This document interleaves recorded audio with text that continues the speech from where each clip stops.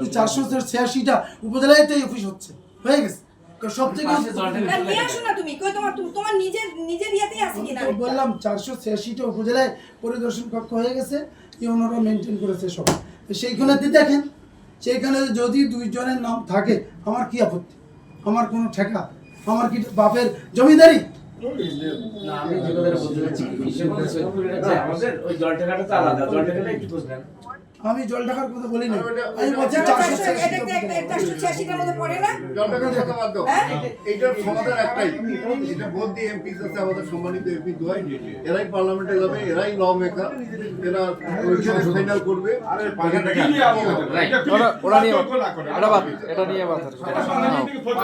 আমাদের দুইজন সম্মানী ব্যক্তি, দুইজনই এমপি, বাট আপনাদের কথাবার্তা শুনে এখানে হাউস মানে হাউস অনেকটা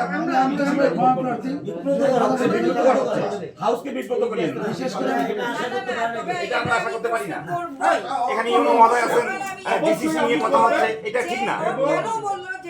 এবং আমার মনে হয় এটা নির্দেশনা একটা হওয়া উচিত। আমরা বিব্রত করতে আমার গেছে বিরোধী দলের সব এমপি আমরা বারবার কথা বলছি যে 50 জন মহিলা এমপি তাদের ভৌগোলিক সীমারেখা সার্কুলার করে দেওয়া, সার্কুলেটেড হোক, গেজেটেড হোক, কিন্তু সরকার এখন এটা সিদ্ধান্তই নেয়নি। হয়তো বা নেবে।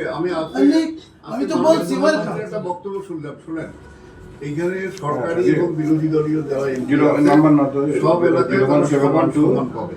সেটা তো ঠিক আছে, প্রধানমন্ত্রী এই আজকেও বোধহয় কোথায় বক্তৃতা এমপিদের সেটার কোনো ঘাটতি নাই, কিন্তু যেহেতু আপনি বলছেন যে ইলেক্টেড এমপি মানে সে মানে এখানকার সে রাজা হয়ে গেল, জমিদার হয়ে গেল।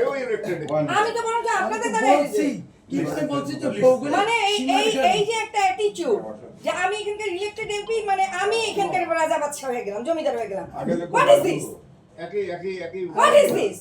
বললাম আমার গেজেট যেটা, আমার যে 307 এই গেজেট তোমাকে আমি যদি প্রথম দিনই না দিছি সংসদে এবং সেটা ছবি তুলে তোমাকে দেখাবো যে আমার নাম গেজেট হয়েছে কিনা, 50 জন এমপি গেজেট হয়েছে কিনা, হচ্ছে তো আপনি দিতে পারবেন না, আপনি এমপি দিতে পারবেন না, গেজেট না হলে আপনি এমপি দিতে পারবেন না।